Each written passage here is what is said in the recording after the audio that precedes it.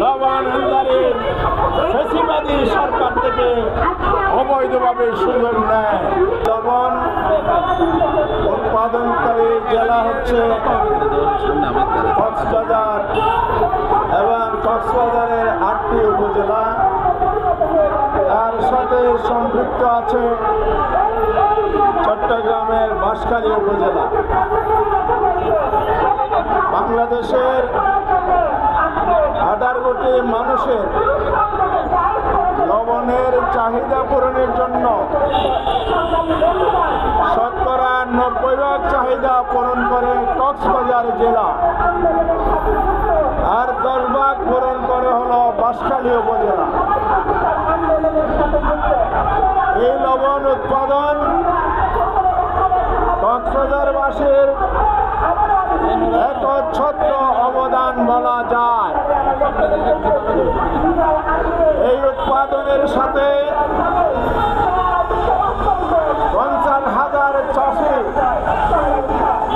মাঠে ময়দানে ধান জড়ায়, রোদে বৃষ্টিতে কঠোর পরিশ্রমের মাধ্যমে লবণ উৎপাদন করে থাকে। আর এই লবণ শিল্প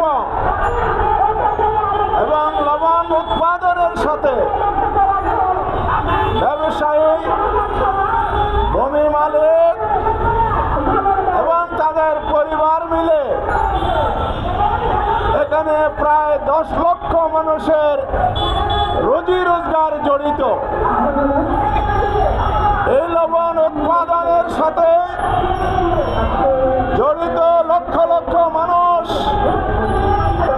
আজকে দুর্বিষহ এবং কঠিন হতাশা এবং কষ্টে নিমজ্জিত রয়েছে। এর কারণ হচ্ছে বিগত ফ্যাসিবাদী সরকারের ভ্রান্ত নীতি, দুর্নীতি, অসাধু ব্যবসায়ীর নামে সিন্ডিকেট গড়ে তোলে আমাদের দেশীয় শিল্পকে ধ্বংস করার পায়ে তারা। আমরা জানি বেসিকের যে রিপোর্ট আছে সেই রিপোর্ট অনুযায়ী বাংলাদেশে লবণের যে চাহিদা নিরূপণ করা হয়েছে সেই চাহিদা 2024 সাল 25 সালে 28 লক্ষ মেট্রিক টন। আর আমাদের চাষিরা কঠোর পরিশ্রমের মাধ্যমে 25 লক্ষ মেট্রিক টন লবণ উৎপাদন করেছে গত বছর। চাহিদা নিরূপণে উৎপাদনে যে ব্যবধান, এটা প্রকৃত ব্যবধান নয়। কারণ হলো প্রকৃত অর্থে বাংলাদেশে ভোজ্য লবণ শিল্প কারখানায় ব্যবহারের লবণ মিলে 22 লক্ষ মেট্রিক টন চাহিদা রয়েছে। আরো 6 লক্ষ মেট্রিক টন কাগজে কলমে মিথ্যা তথ্য দিয়ে বাড়িয়ে অসাধু ব্যবসায়ীর সিন্ডিকেট বিদেশ থেকে লবণ আমদানির মিথ্যা যৌক্তিকতা প্রমাণ করার চেষ্টা করে বিদেশ থেকে লবণ আমদানি করে। যেখানে বাংলাদেশ চাহিদার অতিরিক্ত লবণ উৎপাদন করে সেই দেশে অসাধু ব্যবসায়ী ফ্যাসিবাদী আমাদের দুর্নীতিবাজ ব্যবসায়ীদেরকে সরকারের পৃষ্ঠপোষকতায় মিথ্যা তথ্য দিয়ে বিদেশ থেকে লবণ আমদানি করে বাংলাদেশের চাষিদেরকে আজকে গলার ফাঁসে তৈরি করেছে লবণ উৎপাদনকে। আজকে আমরা বলতে চাই, এখনো বাংলাদেশে বিগত কয়েক বছরের মাঠ পর্যায়ে যে মজুদ আছে, শিল্প কারখানায় মজুদ আছে, বেশি গোডাউনে মজুদ আছে,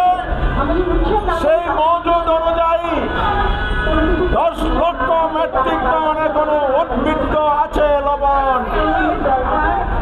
এভাবে যদি লবণ উদ্বৃত্ত থাকে আর বিদেশ থেকে যদি আমদানি করা হয়, তাহলে চাষিরা কখনো ন্যায্য মূল্য পাবে না।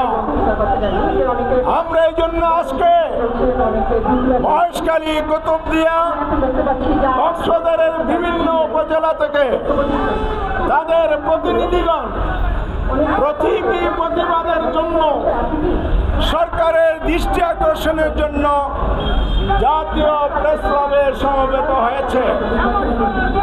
আজকে লবণ চাষীদের দাবি যারা বক্তব্য রেখেছেন, মহেশখালীর কৃতি সন্তান আব্দুল শুকুর সিআইবি, লবণ চাষের কল্যাণ সমিতির সভাপতি অ্যাডভোকেট শাহাবুদ্দিন, সাবেক উপজেলা চেয়ারম্যান জয়নাল আবেদিন, জননেতা জাকির হোসেন, শহীদুল ইমরান এবং অনেকেই এখানে বক্তব্য রেখেছেন।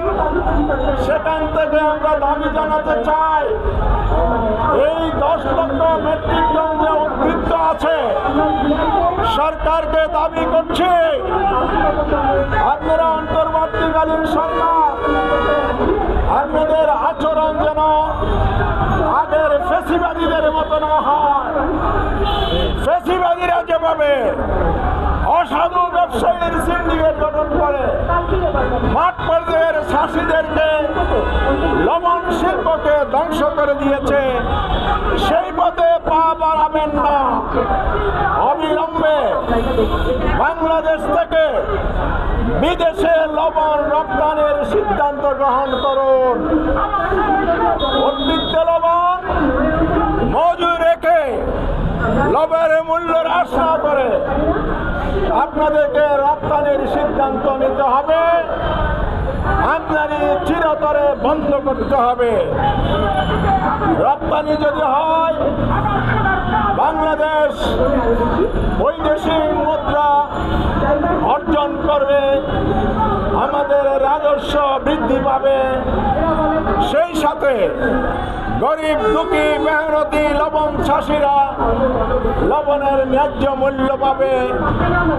লবণের সাথে সম্পৃক্ত 12 লক্ষ মানুষ, লবণ উৎপাদনের সাথে সম্পৃক্ত মানুষগুলো আর্থিকভাবে সচ্ছল হলে দেশের প্রবৃদ্ধিতে আরো ভূমিকা পালন করতে পারবে। সংগ্রামী ভাইয়েরা আমার, আরেকটি কথা বলতে চাই,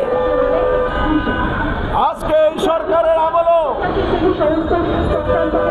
লবণ চাষীদের দাবির প্রেক্ষিতে আমদানির সাময়িক নিষিদ্ধ থাকলেও অসাধু ব্যবসায়ী শিল্পের মালিকগণ কেমিক্যাল আইটেম আমদানির নামে লবণ সংশ্লিষ্ট যেসব রাসায়নিক পণ্য আমদানি করা হয়, সেটার ডিক্লারেশনের অধীনে ইতিমধ্যে 10 লক্ষ মেট্রিক টন মিথ্যা তথ্যের ভিত্তিতে আমদানি করা হয়েছে লবণ। এই কারণে লবণের মূল্য আজকে ন্যায্য মূল্যের পর্যায়ে নেই। প্রতি মণ 200 টাকায় বিক্রি হচ্ছে মাঠে, 200 টাকায় বিক্রি হচ্ছে মাঠে, অর্থাৎ প্রতি কেজি 5 টাকা মাত্র। আর শিল্প কারখানা থেকে প্যাকেটজাত হয়ে 1 কেজি লবণের মূল্য বাজার থেকে কিনতে হচ্ছে 40 টাকায়, মাঝখানে আরো 35 টাকা। এটা উৎপাদন খরচ হতে পারে না। এখনো চাষীদের গলায় ফাঁস বসিয়ে শোষণ করা হচ্ছে, জনগণ থেকে অতিরিক্ত মূল্য আদায় করতেছে। এটাও বন্ধ করতে হবে। চাষীরা 200 টাকা মাঠ পর্যায়ে মূল্য পাচ্ছে, 350 টাকা উৎপাদন খরচ।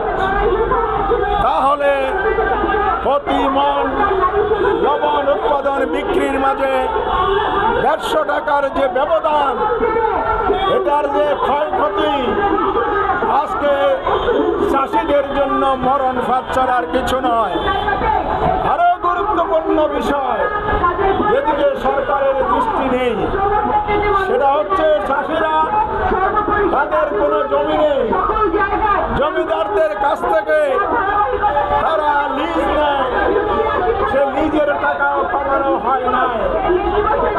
লিজের টাকা যদি সহনীয় পর্যায়ে না আনা হয়, তাহলে লবণের মূল্য আরো কমতে বাধ্য। তাহলে দেখা গেল কি, সর্বত্র ধনী ধনীর কাতারে যাবে, তাদের সম্পদ বাড়বে, গরিবকে শোষণ করে পথে বসাবে। এই বৈষম্যের জন্য আমরা আন্দোলন করি নাই, আমরা এই বৈষম্য মুক্ত বাংলাদেশ গঠনের জন্য সংগ্রাম করেছি, রক্ত দিয়েছে, জীবন দিয়েছে। যে রক্তের সিঁড়ি বেয়ে আজকে অন্তর্বর্তীকালীন সরকারের প্রধান উপদেষ্টা এবং উপদেষ্টাগণ ক্ষমতায় আসীন হয়েছেন। আমরা জনগণ রক্ত দেব, জীবন দেব, আর জনগণের অধিকার বাস্তবায়ন হবে না, বাংলাদেশের মানুষ তা হতে দেবে না, হতে দেবে না, হতে দেবে না। এই জন্য আজকে যে দাবি উত্থাপিত হয়েছে, অবিলম্বে এই লবণ যেটা মজুদ আছে, নিরাপত্তার স্বার্থে সরকার 1 লক্ষ মেট্রিক টন বাপার স্টক তৈরি করে আর উদ্বৃত্ত সকল লবণ বিদেশে রপ্তানি করতে হবে।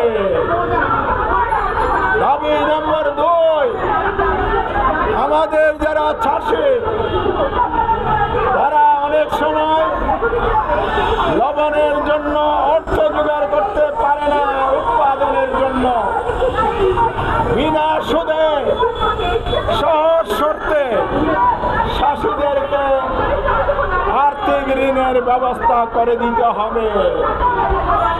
তৃতীয়, লবণ উৎপাদনের সাথে বৈদ্যুতিক সরঞ্জাম কাম চালাতে হয়। এখানে চাষিদেরকে জ্বালানির সুবিধা দিতে হবে।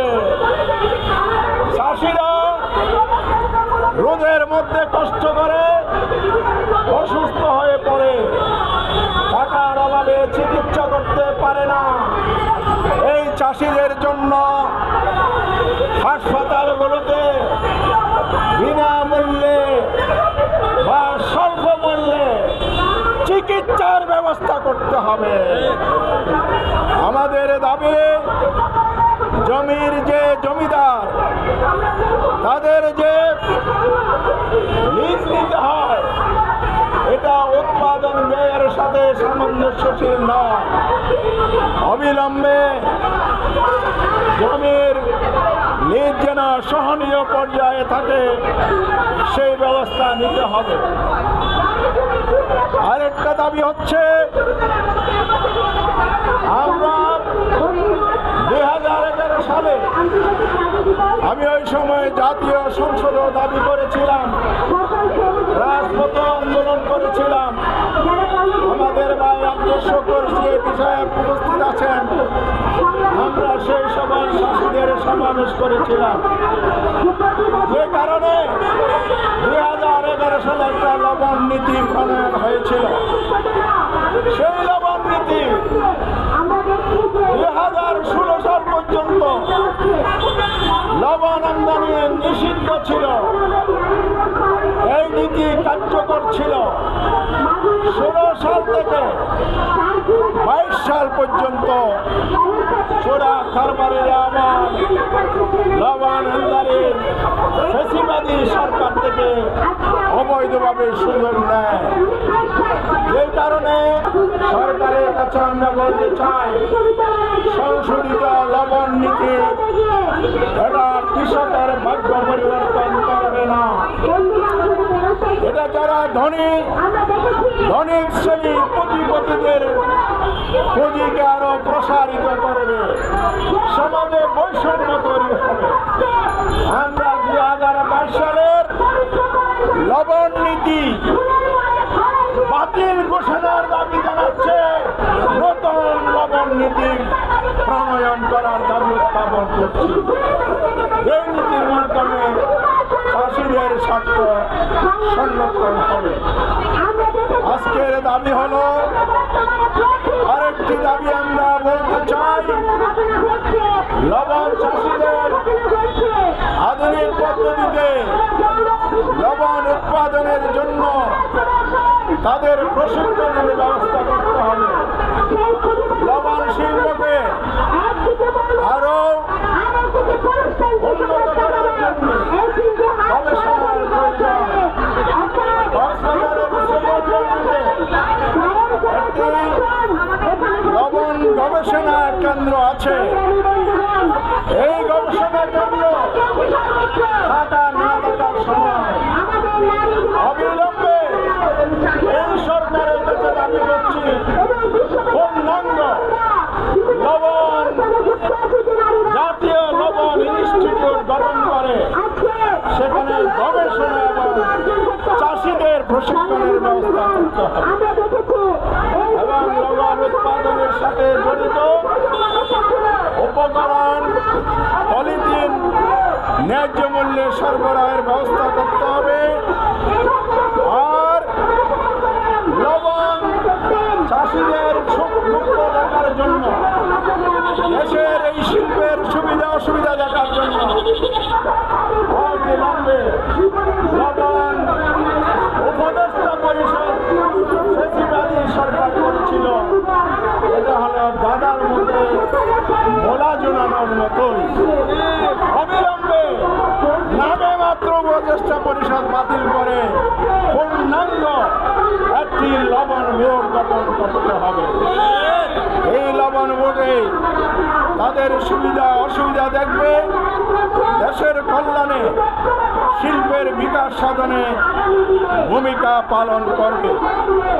আজকে এই দাবিগুলো উত্থাপনের পর আমরা সরকারকে জানাতে চাই, আমরা কয়েকজন মানুষ এখানে এসেছি, এরা হলো এলাকার প্রতিনিধি এবং আমরা আপনাদেরকে দৃষ্টি আকর্ষণ করছি।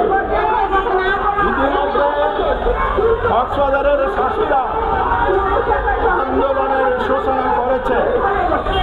তারা রাস্তায় লবণ ব্যারিকেড করে রাস্তা বন্ধ করে প্রতিবাদ জানিয়েছে, কিন্তু সরকারের কানে পানি ঢুকে না।